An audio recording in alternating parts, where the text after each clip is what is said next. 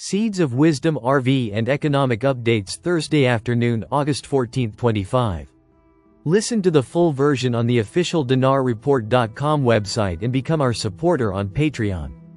Good afternoon. Dinar recaps. Washington extends 90-day trade truce with Beijing.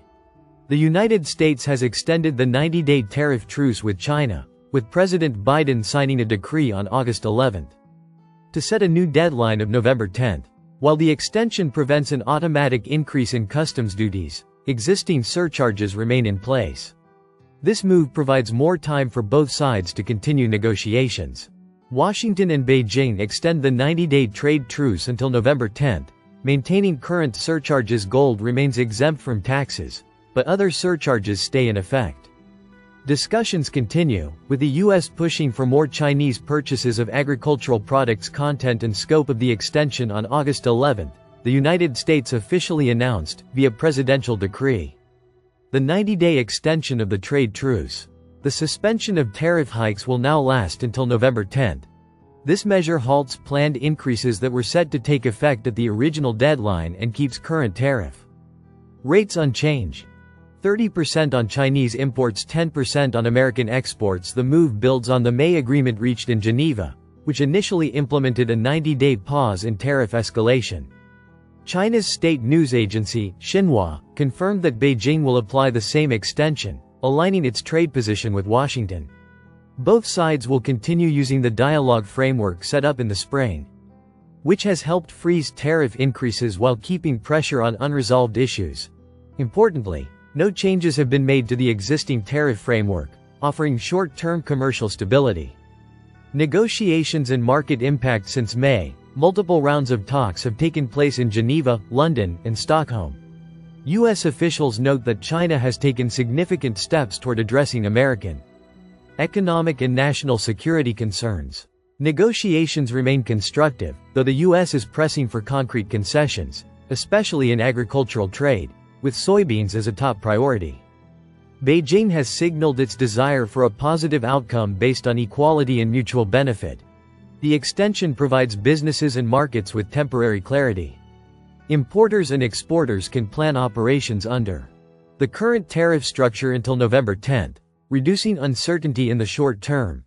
The U.S. decision to keep gold exempt from new duties has eased investor concerns, stabilizing gold prices after speculation about possible taxation. However, other surcharges, including those on steel, aluminum, and select industrial goods, remain in place. If no agreement is reached by November 10, new tariffs could be implemented, forcing companies to prepare for multiple trade scenarios. De-dollarization accelerates. Russia, China, and India embrace crypto for oil trade. A new chapter in global energy commerce is unfolding as Russia, China, and India abandon U.S. dollar payments in favor of cryptocurrency settlements for oil transactions. This shift, driven by sanctions pressure and technological innovation, marks a significant step in the BRICS de-dollarization strategy, reshaping both trade mechanics and global finance. A new payment architecture. Russia has developed blockchain-based payment systems enabling energy exports to be settled in Bitcoin, Ethereum, and Tether, USDT. Buyers convert local currencies such as Chinese yuan or Indian rupees into crypto. Payments bypass the SWIFT banking network, reaching Russian exporters directly. The approach is already being applied in an experimental regime for a portion of Russia's $192 billion in annual energy exports. Russian Finance Minister Anton Silvanov confirmed it is possible to use bitcoins mined here in Russia for foreign trade transactions. Such transactions are already occurring. They should be expanded and developed further. Strategic consequences for global finance. Petrodollar erosion. Moving oil trade away from USD undermines the traditional dollar-dominated settlement system. Sanctions workarounds.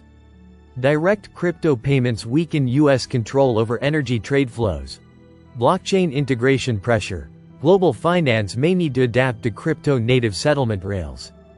This model could evolve into blockchain-native commodity platforms, where tokenized physical assets, like oil, are traded entirely on-chain.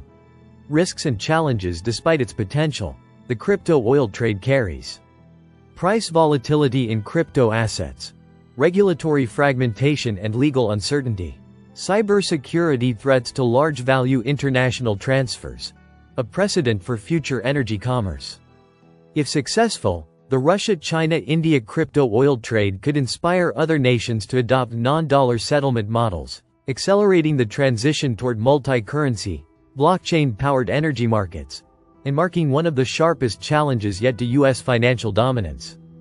Listen to the full version on the official dinarreport.com website and become our supporter on Patreon. Source: Dinar Recaps.